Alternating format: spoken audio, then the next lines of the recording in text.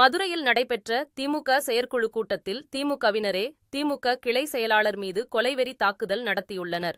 மதுரை மாவட்டம் திருப்பரங்குன்றம் ஒன்றியத்துக்கு உட்பட்ட வலையங்குளம் கிராமத்தில் திருப்பரங்குன்றம் சேர்மன் வேட்டையன் தலைமையில் திமுக பொதுக்குழு கூட்டம் நடைபெற்றது.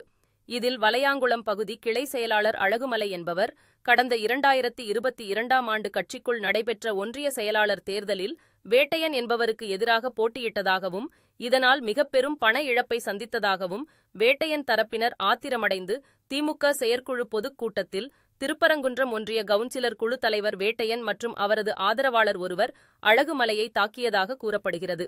இதில் பலத்த காயமடைந்த அழகுமலை தற்போது வளையாங்குளம் மதுரை அரசு ராஜாஜி மருத்துவமனையில் சிகிச்சை பெற்று வருகிறார். 5-6 வயசுல 2 பிள்ளைங்க இருக்காங்க. என்னை விட்டா என் குடும்பத்தை காப்பாற்ற யாரும் இல்ல. இது கட்சி நடவடிக்கை எடுக்குமா இல்ல நாங்க எப்படி கட்சிக்கு வச்சு சாகணுமா? நாங்களாம் அப்படியே ஒரு கட்சி தான் எலெக்ஷன் நடத்துது, நாங்களா நடத்துறோம். இந்த ஊரை காப்பாத்துங்க. கழக தொண்டர்கள் எங்களுக்கு ஆதரவு கொடுக்க வந்து நீங்க அதுல